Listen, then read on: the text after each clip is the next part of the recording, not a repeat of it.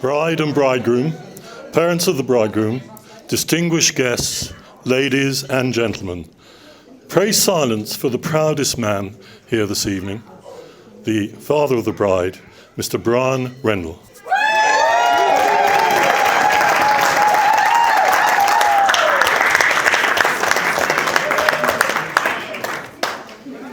Well, firstly, I'd like to thank you all for coming on this special day. I know some of you have travelled a long way to be here. I was going to mention that, but I didn't. I know that means a lot to Tanya and Jack. And Tanya, you look so beautiful today. Yes.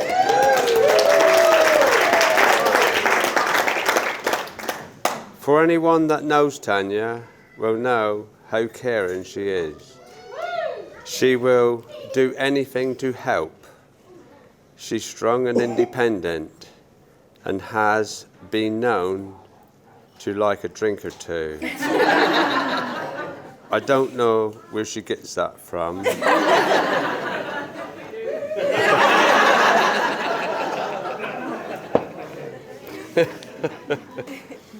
I'm very proud of the great parents Tanya and Jack are to Finley.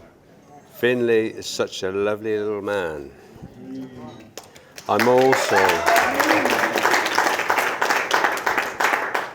also proud of Tanya and Jack for what they have achieved since they've been together.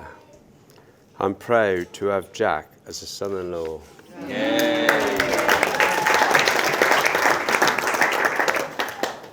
I wish you both all the happiness in the world. Could everyone please raise a glass to the bride and groom? Bride and groom. Yeah.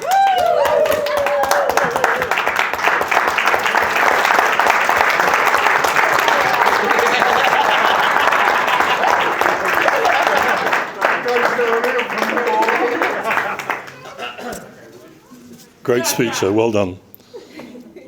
Parents of the bride, bridegroom, distinguished guests, ladies and gentlemen, pray silence for the happiest man here this evening. She told me to say that. Your bridegroom, Mr. Jack Springford.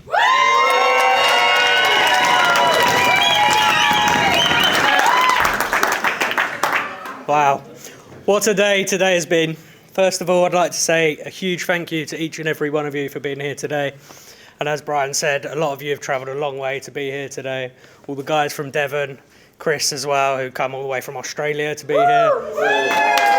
Thank you very much for coming. He's not actually in the room, so I don't know where he's gone. Having you all here to celebrate with us has turned this day into memories we'll both cherish forever. It signifies the bonds we form throughout our lives. And we're thrilled to have you share in our joy. Your laughter and smiles and well wishes are the most cherished gifts we could receive. There are some very special people who are not here in person, but I'm sure they're smiling down on us today. My grandparents, Margaret, Ted and Fred, and Tanya's grandparents, Joyce, Mary and Roy. I know they would all be so proud of what we have achieved and of the love we have for each other. Go on, Jack.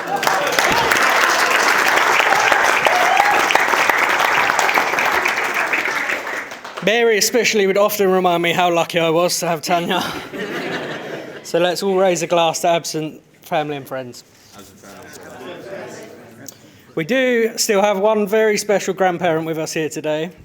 That lady is the queen of our family, the lovely Nanny Margie.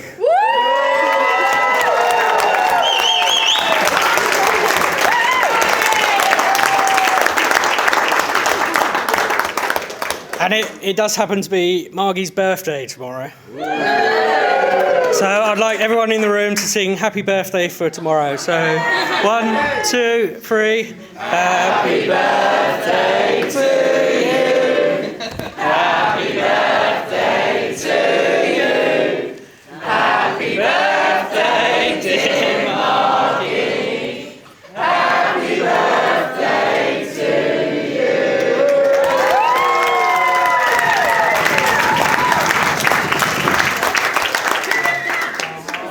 So now on to the stars of today's show. Firstly, I'd like to talk about the people who have worked tirelessly behind the scenes to make this day perfect. Our suppliers have gone above and beyond to ensure every detail is right. The beautiful flowers, the talented musicians, and everyone at this incredible venue that was so patient with us throughout our planning, and your dedication has not gone unnoticed. And to Nigel, who's been a brilliant Toastmaster today.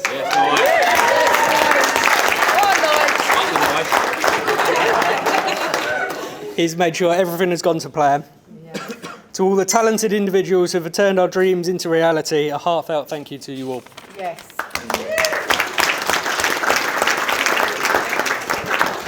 Now, the bridesmaids, thank you for making sure Tanya arrived today without any last-minute mishaps.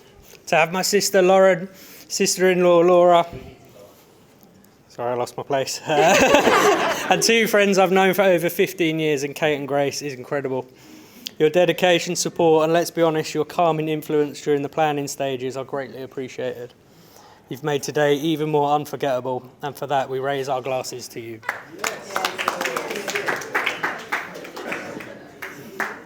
Of course, none of this could have happened without the fine gents standing by my side today, my best man, Callum. Give it time. Give it time. My groomsmen, Nick, Simon, Luke and Stu. And although I couldn't have them all up here, I want to extend my thanks to all the rest of the boys out there today. Sorry, I've lost my place again. You guys are more than friends, you're like brothers, and I'm blessed to have you in my life. Although I may retract some of this pending the best man's. On behalf of both me and my wife, we would also like to extend our appreciation to our wonderful parents. We're lucky enough to be supported by 8 of you in total. Successful marriages. Brian and Janet, Tina and Mark, Judy and Donnie, and Matt and Dawn. Your love and support have moulded us into the people we are today. Your guidance has been invaluable. Thank you for everything you've done for us. And to Brian and Judy especially, thank you for welcoming me into your families with open arms. I promise to stand by your beautiful daughter forever and love her just as much as you do.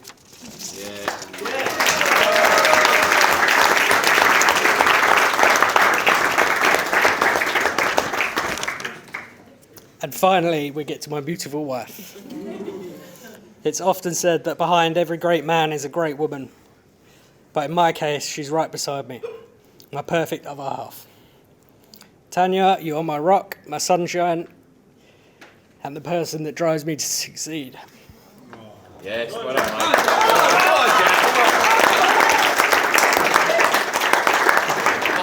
mate. You gave me the most amazing gift in our perfect little boy, Finley. I'm grateful every day that fate has brought us together. All those years ago, at a friend's fancy dress party, me dressed as one half of Jedward, and you as a cat.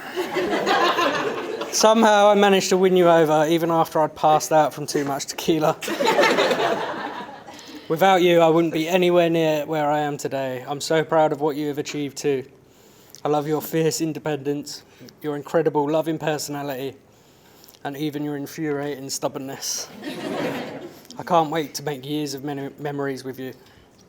As we move forward hand in hand into this new chapter of our lives, I'm reminded of a quote that says, "A successful marriage requires falling in love many times, always with the same person." Here's to falling in love with you, Tanya, each and every day. So please, if you could all raise a glass to the wonderful Mrs. Springford. Thank you. Big round of applause. Great speech. Well done. Parents of the bride and bridegroom, distinguished guests, ladies and gentlemen, pray silence for the man who assures me he is the very best man, Callum Gibson.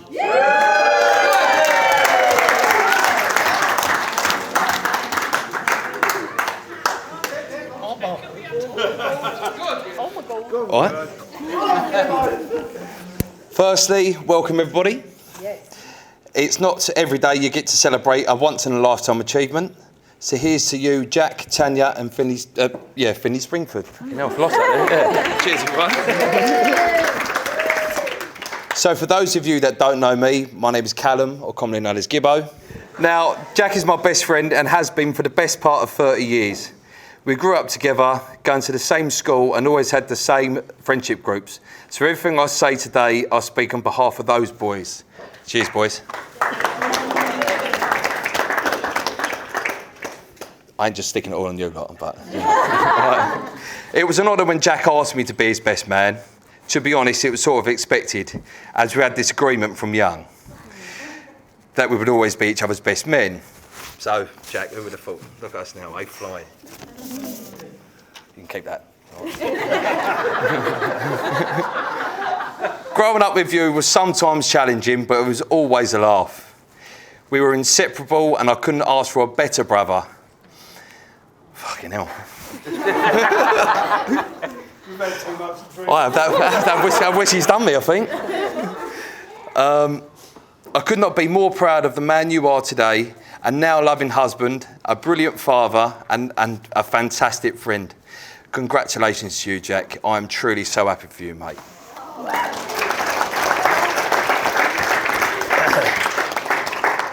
Now, the lovely Tanya.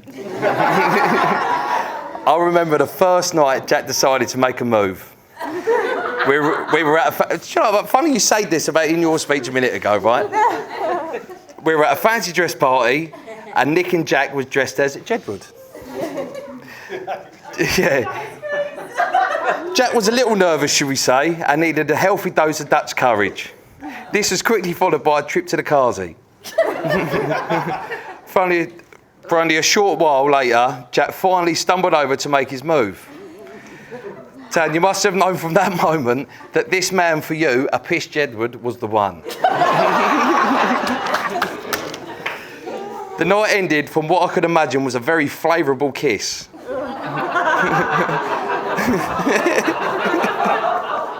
But here we are today. You are truly a wonderful human being, and I'm so glad you picked Jedward to pluck up his courage and be the best move for you. All of you here will know Tanya. She is a lovely, caring person, and she truly deserves a good husband. So thank God you met her, Jack, before she met someone else. I think we can all agree how beautiful you look today. And I just wanted...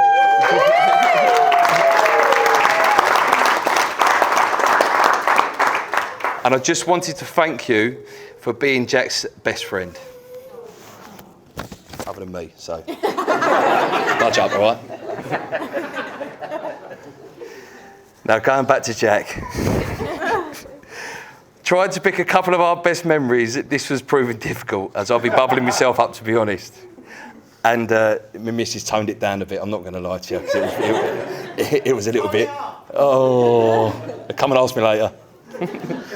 Now, growing up with Jack was a man of an acquired taste. Well, let's just say he was set in his own ways with a certain material. As this material progressed from magazines and videos to DVDs, then the glorious internet finally graced us. So me thinking Jack had evolved like everyone else and moved on with times, until one day I was round at Tina's house when obviously Jack was nicking a, Was he? Yeah, he weren't paying no rent, I know that. We're around Jack's house in our late teens, early 20s. Have that one as well. Now, I must say at this point in our friendship, Jack's lack of birds and his love for Thierry Henry and Dennis Bergkamp led me think that Jack could possibly bat for the other team.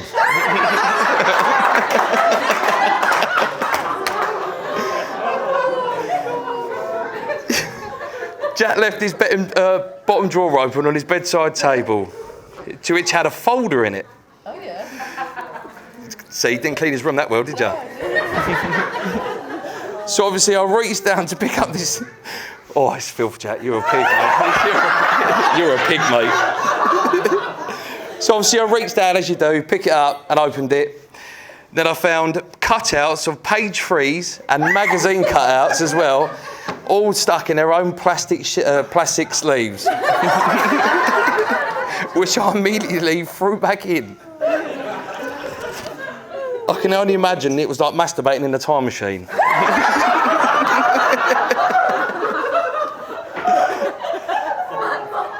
So, Jack, I've got you a little something to add to your smut collection. And if it's still around, Nicky Payne. Your favourite smutty newspaper. The Daily Sport.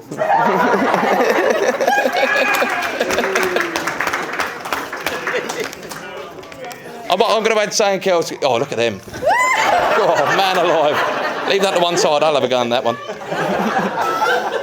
So, my wedding was a couple of years ago.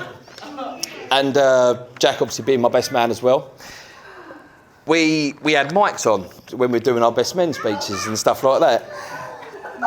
Jack having a couple of beers, Tanya obviously weren't looking too healthy as well.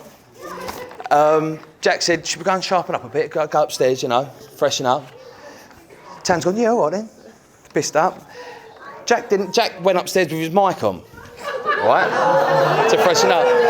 And I've got some interesting recording for you that I'm going to play now. I ain't really. I left that one at home.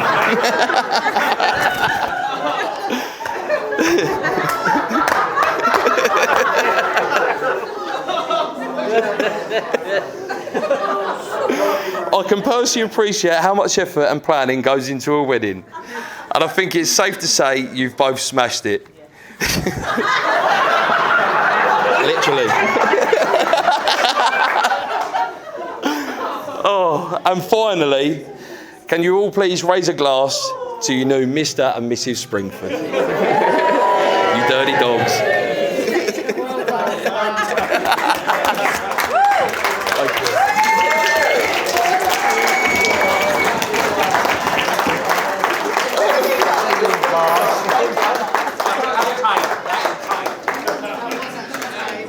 Ladies and gentlemen, that brings the formal part of the evening, if that was formal, to a close.